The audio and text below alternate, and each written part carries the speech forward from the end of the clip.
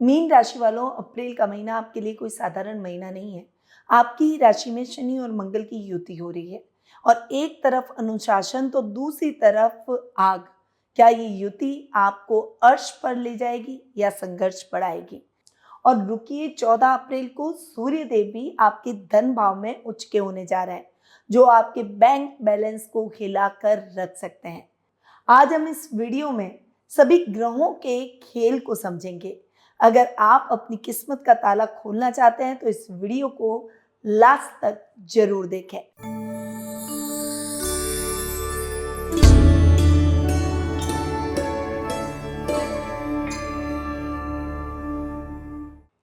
शुरुआत करते हैं इस माह के कैलेंडर से।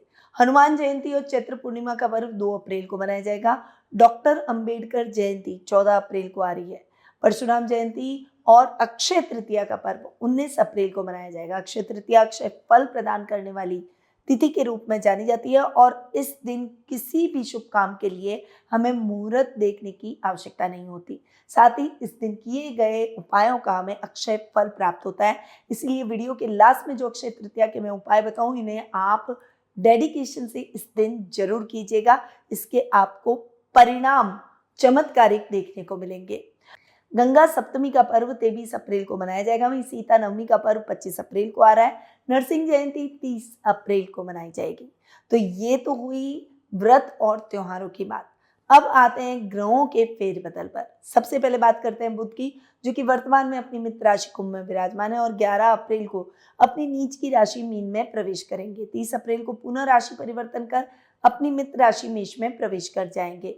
शुक्र ग्रह, जो कि वर्तमान में अपनी मित्र राशि मेष में विराजमान है और 19 अप्रैल को अपनी खुद की राशि वृषभ में स्वग्रही होंगे।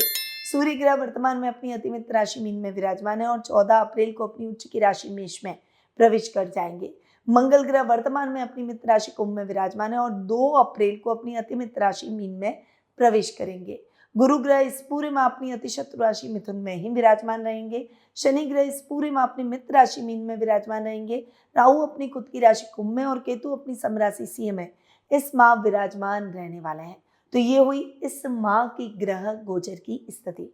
अब बिना कोई देर किए हुए शुरू करते हैं मीन राशि वालों का अप्रैल महीने का मासिक राशिफल। आपको बता दूं, मेष से कुंभ राशि तक मैं ऑलरेडी अप्रैल महीने का मासिक राशिफल दे चुकी हूं, जिसे आप हमारी प्लेलिस्ट में जाकर देख सकते हैं। अब आज हम बात करेंगे मीन राशि की। तो आपको बता दूं कि जो सारे वीडियो मैं बनाती हूँ ये चंद्र गणनाओं पर आधारित रहते हैं। आप इसे अपनी राशि और लग्न दोनों के हिसाब से देख सकते हैं। शुरुआत करेंगे करियर और शिक्षा से। लग्नेश गुरु चतुर्थ भाव में और सूर्य दूसरे भाव में उच्च के हो जाएंगे। सरकारी क्षेत्र, बड़ी कंपनियों में काम करने वालों के लिए ये गोल्डन टाइम रहने वाला है। 14 अप्रैल के बाद आपको कोई बड़ा पद भी मिल सकता है। वहीं शिक्षा के पॉइंट ऑफ व्यू से ये महीना 11 अप्रैल से लेकर 30 अप्रैल तक बुध का नीच का होना विद्यार्थियों को थोड़ा सा भ्रम में डालेगा, कंफ्यूजन में डालेगा। एकाग्रता में कमी भी आप महसूस करेंगे। इसीलिए इस समय आपको सोच समझ कर आगे बढ़ना है। अपने गोल को आप अपने सामने लिख कर रखें। डेडिकेशन और मेहनत को किसी भी हाल में न छोड़ें और डिस्ट्रैक्शन को अपने जीवन में एंट्री न लेने दें। अगर आप इन बातों का ध्यान रख लेंगे तो स्टूडेंट्स के लिए ये महीना अपॉर्चुनिटी वाला और सफलतादायक रहेगा। परंतु अगर इन बातों का ध्यान नहीं रखा तो स्टूडेंट्स के लिए ये महीना स्ट्रगलिंग रहने वाला है, निराशाजनक रहने वाला है और अपने परिणामों से आप हताश और निराश होकर थोड़े से सेल्फ कॉन्फिडेंस को गिराते हुए भी दिखाई देंगे। सेल्फ कॉन्फिडेंस को किसी भी सूरत में नहीं गिराना है और अपने फोकस को बनाए रखना है ताकि आप इस महीने केवल और केवल अचीव करें। अब आते हैं आपकी हेल्थ यानी स्वास्थ्य पर। आपकी राशि में शनि मंगल की युति क्रांतिकारी योग उत्पन्न कर रही है। इससे मानसिक तनाव, चिड़चिड़ापन, सिर दर्द जैसी समस्या हो सकती है। ओवर एनर्जेटिक होकर आपको ड्राइव नहीं करनी है, यानी वाहन चलाते समय सावधानी रखनी है, वरना एक्सीडेंट का खतरा भी बना हुआ है। दूसरा, आपके रोग भाव के स्वामी सूर्य, जो कि दूसरे भाव में उच्च के हो रहे हैं वो आँखों, दाँतों से संबंधित दिक्कत दे सकते हैं। खुद को शांत रखें, मेडिटेशन करें। साथ ही त्वचा से संबंधित अगर स्किन प्रॉब्लम आपको रहती है तो आपकी स्किन थोड़ी और सेंसिटिव हो सकती है, इसीलिए आपको स्किन से संबंधित अगर कोई प्रॉब्लम है तो स्किन एलर्जी की दवाइयाँ आप लेना शुरू कर दें, डॉक्टर से अपने कंसल्ट करें और अपनी हेल्थ का, अपनी पर्सनल हाइजीन का आपको विशेष रूप से ध्यान रखना है। प्रॉपर रेस्ट करना है, आँखों को थोड़ा-सा आराम दें। अगर आपके चश्मा है तो बिना चश्मे के कोई भी गैजेट, इलेक्ट्रॉनिक आइटम ना चलाएँ और आपका डिजिटल वर्क थोड़ा-सा सीमित कर लें, एक लिमिट में कर दें कि इसके बाद ना मैं मोबाइल यूज़ करूँगा, ना मैं लैपटॉप यूज़ करूँगा, ना ही मैं कोई ऐसा गैजेट यूज़ करूँगा जिससे मेरी आँखें प्रभावित हो। तो थोड़ा-सा आप इन सावधानियों के साथ आगे बढ़ेंगे तो आपको हेल्थ इश्यूज़ नहीं होंगे। अब आते हैं आपकी फाइनेंशियल कंडीशन यानी आर्थिक स्थिति पर, शेयर, क्रिप्टो, इन्वेस्टमेंट और कर्ज पर। आर्थिक स्थिति की बात करूं तो सूर्य का आपके सेकंड हाउस में उच्च का होना आपके लिए शानदार धन वर्षा योग बनाता है। पैतृक संपत्ति से आपको बहुत अच्छा लाभ देखने को मिलेगा। वहीं ओवरऑल लाभ की स्थितियां भी आपके लिए बहुत अच्छी रहेगी। मंगल और शनि का क्रांतिकारी योग मैन्युफैक्चरर्स के लिए, खासकर एग्रीकल्चर का जो लोग काम कर रहे हैं उनके लिए बहुत ही अच्छा रहेगा। अगर आप कोयले के व्यापारी हैं, अगर आप लोहे के व्यापारी हैं, अगर आप कोई बड़ी मशीनरी का काम करते हैं या फिर आप किसी भी प्रकार का जोखिम भरा फिजिकल वर्क, फिजिकल एफर्ट्स वाला काम करते हैं तो ये महीना आपके लिए जबरदस्त लाभ लेकर आएगा। वहीं इस समय आपको जोश में होश नहीं गंवाना है, जल्दबाजी में डिसीजन नहीं लेना है और ओवर कॉन्फिडेंस से बचना है।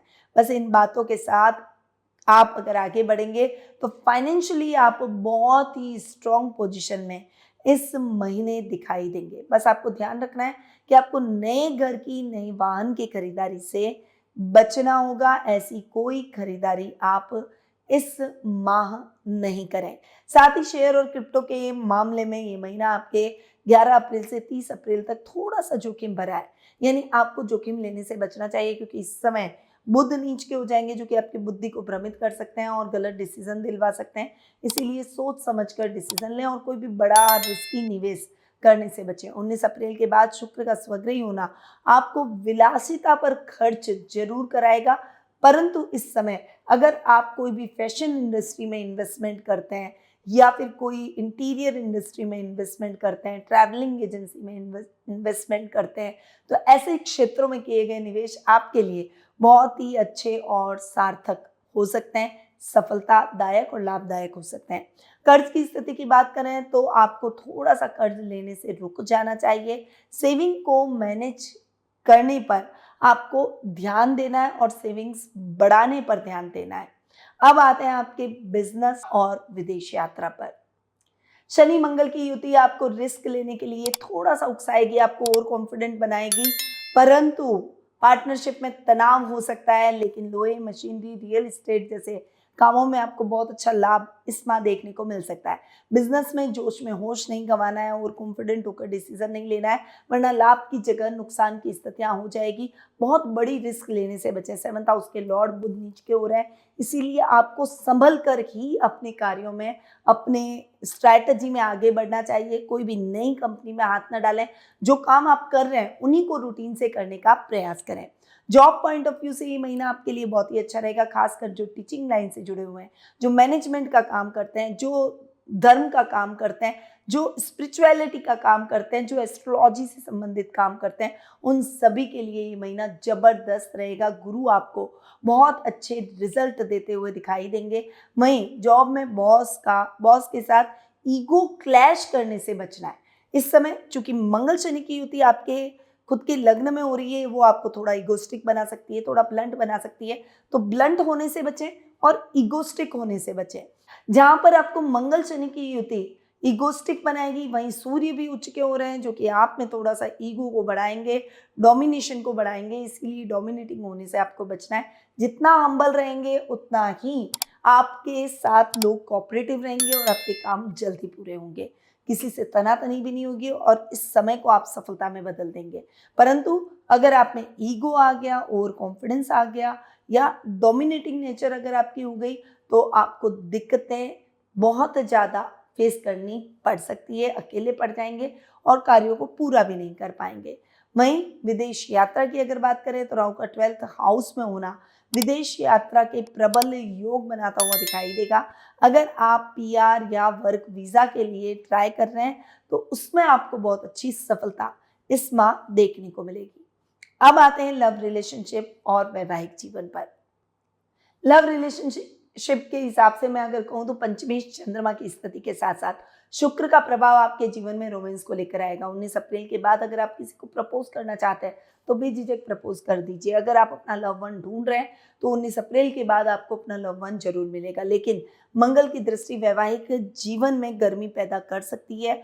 अगर आप सोच रहे हैं कि शादी की तो इस समय परिवार का आपको सपोर्ट नहीं मिलेगा, थोड़ा सा आप अकेले पड़ जाएंगे। इस समय आप थोड़ा शांति से अपने परिवार के साथ डील करें। अगर आप अपने प्रेम संबंधों को विवाह में बदलना चाहते हैं तो शांति से उनके सामने रखें और जब परिवार की सहमति मिल जाए तब आप आगे बढ़ें।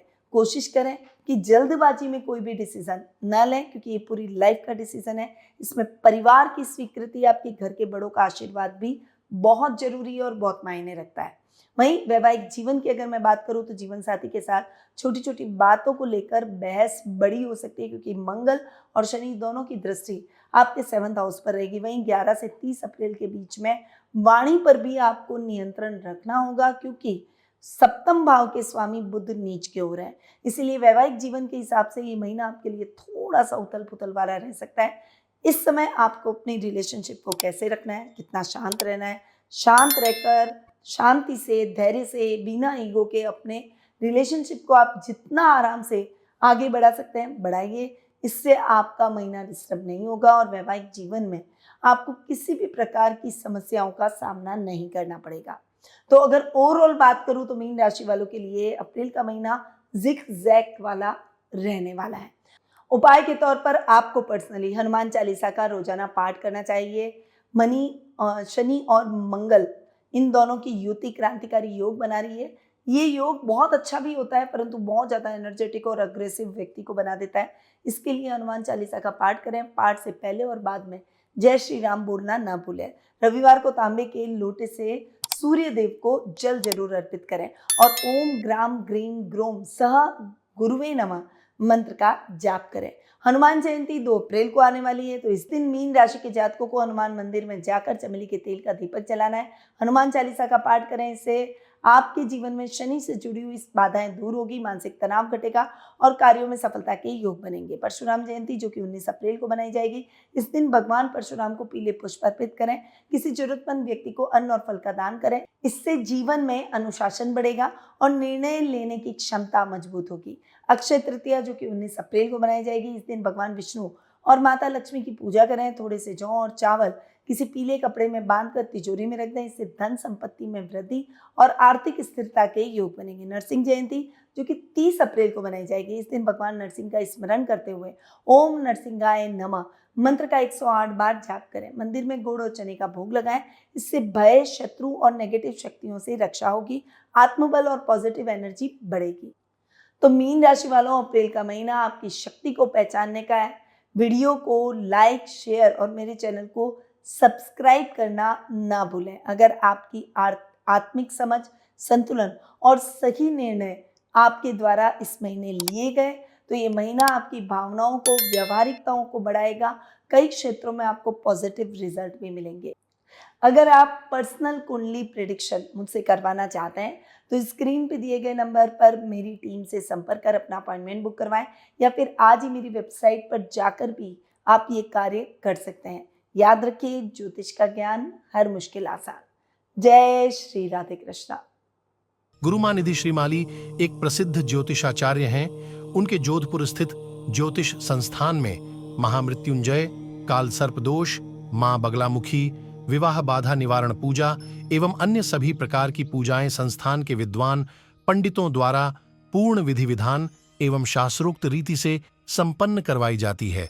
अतः आज ही अपनी पूजा बुक करवाने हेतु इन नंबरों पर संपर्क करें 8955658362।